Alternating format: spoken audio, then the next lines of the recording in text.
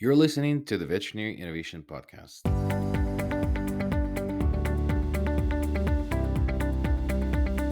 You're listening to the Veterinary Innovation Podcast. My name is Sean Wilkie, and along with my host and co-host, we interview the innovators in this space every week. Ivan, please go ahead and get us started.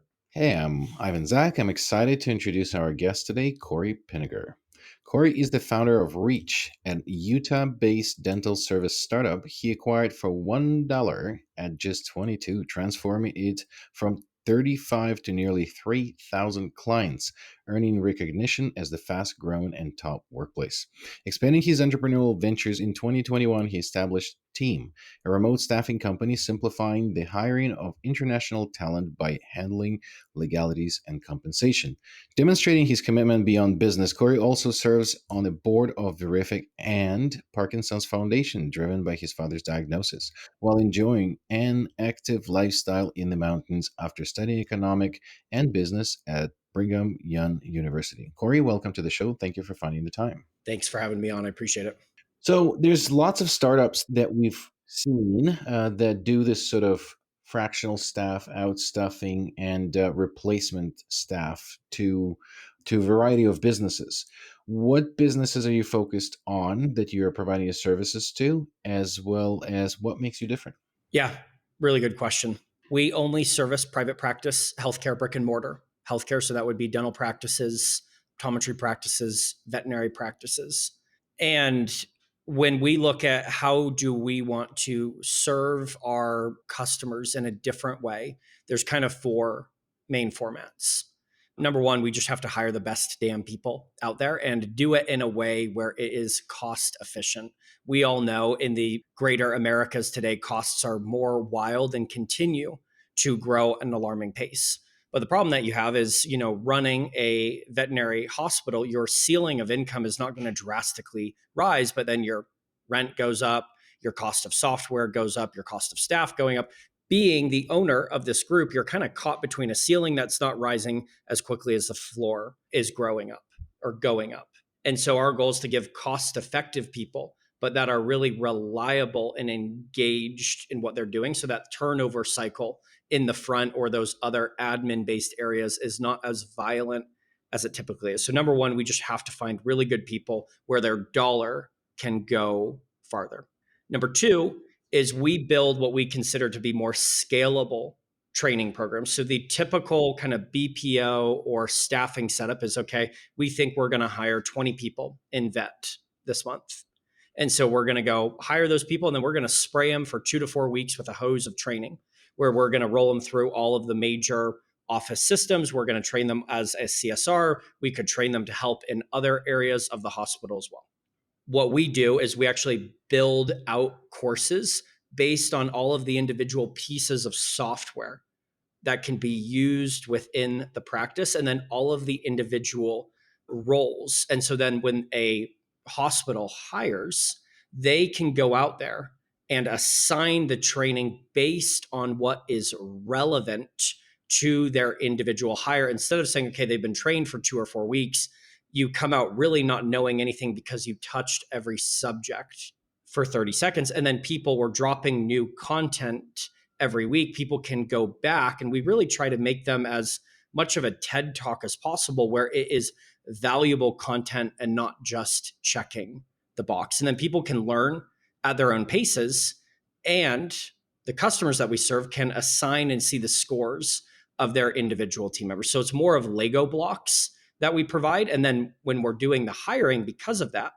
we can focus on finding the right personality and soft skills instead of just saying we had to pre-hire these 20 people. Go take your pick of the litter. And then the final thing that I'll touch on, and we can close with one at the end, is we then provide a performance dashboard or tracker. When people work remote, it is harder to know the value that's being brought. If you go into a typical group today, you'd say, oh, how does your customer service team, your customer support team do? They'd say, oh, they're really busy, but they don't know the quantitative numbers behind that. And so then we provide a portal where you can see how many appointments they assisted in scribing with, or how many phone calls they took, how many new customers they were able to schedule, how many text messages they handled, so that there is clear data to allow decisions. We believe ultimately customers retain our services and retain our team members if the value is undeniable. And so we try to make that data more easier to access. It's so neat, Cory. I think we should take a step back. What do you guys do for veterinarians? We assist with staffing in more admin or customer facing roles. So we do not do anything clinical. And we also believe we are not a replacement for the front desk. You need people there who build relationships with the customers. But where we can help is the overwhelming number of phone calls that take place every single day. We can help with following up on bills that have not been paid. We can call, customers to reschedule appointments because a doctor may be out that day. So we are helping in the area that staff has become very expensive and sometimes less reliable. Okay, that's helpful. I got another one for you. Tell us about the journey. When did this thing start? Where are you guys at right now? How many veterinarian hospitals do you help? And what's your ideal customer? So the business started in 2021 and really for me started out of my own need. We had a call center in Utah with over 300 people in it. And COVID happened. The cost of staff went through the roof. I drive to McDonald's on my way home and they were $15 or $18 an hour and it was moving up $1 a day, it felt like. And we just couldn't retain really good people. And up until that point in 2021 in my career, I had only hired in person. And so Ashley, who was a member of our executive team back in 2021, brought up the idea of why don't we go hire someone out of, or two people out of Latin America. We hired one person out of Argentina and one person out of Brazil. Just to be super candid, my thought of international talent up until that point was my experience of when I called T-Mobile or MasterCard or Wells Fargo, where I got a really thick accent. I didn't know if my social security was going to disappear permanently after that. And the quality was piss poor. But ultimately, we were doing the same thing over and over and over of hiring in-house, and we were getting horrendous results. I mean, we were losing 20 people a month that we had to hire and retrain just to stay afloat with our current numbers, and that's not factoring in growth. So then we hired Vinicius and Daniel, and those two gentlemen truly transformed my view that there's some of the most hardworking, engaged people in other parts of the globe. And if you can find them and get them a part of your team, where then you can pay them really well for where they live, they're coming for a long-term career and not a short-term job.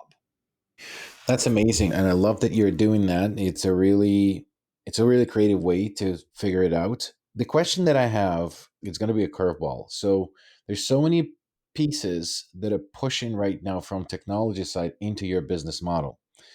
The AI agents. This is an interesting conversation for me. So we have 6 hospitals, and then we're seriously considering and in the pilot with the agent, and it's going okay. And my question is, at what point hearing a someone with international accent is going to piss people off less than understanding that you're talking to a computer? I mean, those are kind of the two things that are competing and is our concern. What do you feel that will do with your model? And then is it going to help you or is it going to compete with you? This is a awesome question, and it was kind of the bear that I was hoping we would get to. I think people look at it as uncomfortable to us, but for me, at the end of the day, as an entrepreneur, we serve our customers. Our customers should not buy from us. They buy from us because we solve a problem. And the reality is AI is changing at a more rapid rate. And both of you know this very well than it ever has. I mean, I've done this for 8 years now, and there's days where I wake up and I'm like, we are going at a roller coaster speed right now. And it's a little scary to own and operate a business in doing that. But going back to your question, I don't look at them as competing. If AI can do the mundane better and more reliable than a human team member, it should be done by AI. If you look at the last 200 years within the world, there's been all of these revolutions, the dot-com revolution, there is the industrial revolution. Let's just even go to an example back then when sewing machines originally came out. Everything was done by hand until sewing machines were invented. That did not completely demolish the industry of seamstresses. But what it did do is make them way more effective and allow them to be focused in the most high impact areas. And so, what do I think will take place going forward is AI is going to continue to innovate as it should. What humans can fill in is kind of the water, or be the water around the sand and the rocks that AI and other pieces of software create. And that's only going to continue to innovate and change every 6 or 12 months. The final thing that I'll say, and I'll just kind of put it up here because I think it's super fascinating, but I'm assuming both of you are familiar with Klarna, kind of the buy now, pay later company. So they came out, I think, in early 2024. They closed, I think, the vast majority of their customer service center, which was over 700 people. They froze hiring through the remainder of the year. They cut their contract with Salesforce, basically saying, we have invented a AI that across the board radically changes our business. And roughly 2 months ago, their CEO came out and said, hey, we missed the mark. AI is great, but at a certain point, people may want to talk to a real human being. And so, what do I think the balance is going forward? AI should be used every place that you possibly can. And then, when you truly need that human touch and level of empathy, that is where you're going to need that cost effective labor so that you again can run a profitable and scalable business with really good people on the back end. So let's talk about the other spectrum of that bell curve of customers. So there's these kind of cutting edge people jumping into complete AI transformation agents and all that stuff. Then the veterinarians are more of the other side. The technology is evil, and and we're not gonna adopt it ever. And how do you sell veterinarians on the idea of the outstaffed customer success people? So one of our hospitals, so we made the choice of having remote reception and VSRs in our hospitals, which is phenomenal. You can scale it. You're not stuck in number of people per clinic. Lots and lots of improvement, financial and scalable. And the other side of it, we have one clinic where they're in Danville, Virginia, and they just refuse. They just say, if it's not someone from Danville, Virginia, they don't know how to service our customers. And I can't win that fight with them. And that's our hospital. We own it. So how do you sell through that of convenience of having your service? Because I'm all for it, but how do you convince the laggard sort of veterinary's typical customer that this is the way to go? I'll give you my take on it, which is probably not the right answer, but we don't sell, we educate. And we want to show people that there are other alternatives. Usually, when people end up coming to us, it's almost me back in 2021, where you're continuing to do the same thing over and over and over, and you're getting the same mediocre result, or your costs are rising because you're in New York or San Diego at such a rate that you need to look in at other options. We're not here to again, sell people that they need this, but eventually they look at the numbers or the number of missed calls, or that they've hired the same position 4 times over the last 11 months. And they say, okay, we might need to look into a more reliable, stable solution. And that's where we come into play. That makes tons of sense. So, where is your business going? If you had to look around the corner, I can call up a business now, talk to an AI agent. I can sign up for a demo of a product and interact with an agent that appears to be super duper intelligent. There's a lot of these tasks that your team is probably doing that, with AI, there's less water to put in the bucket. So, what do you see for your business around the corner? And how are you guys going to stay ahead of the innovation curve? So we're looking to continue to partner with leading. We do not believe that we are the software builder. I'm like a really big believer that you should pick your lane and stay in it and do it really damn well instead of being the jack of all trades. And so we again want to be experts in the reliable people game in private practice healthcare. Now, how do we stay ahead of the game? Because I agree it's going to rapidly change what we do. The one thing that I don't think will rapidly change, or that we may even swing back in favor of, is empathy driven conversations. And let's dive deep into vet. I originally came from dental. If my dad or I have a toothache, I can sit on it for a couple weeks. If my mom has an emergency with our family dog, shit's hitting the fan, and she will spend $5, $10, $15,000 that day to solve the issue. If Delta Airlines or United cancels any of our flights, when we get on with a chatbot, we really just want to turbocharge that towards a human being so that we can solve the problem. What do I think we do over the next 5, 10, and 15 years is we are that competitive edge within healthcare of an empathy-driven solution. That's really amazing. And I mean, we've all had, I've had recent experiences with AI where the outcome was really good. Like it's like, I want to talk to this specific department. Ring, ring, ring. I'm on the phone with that specific department. So I think that the opportunities for less water being needed, it's right around the corner.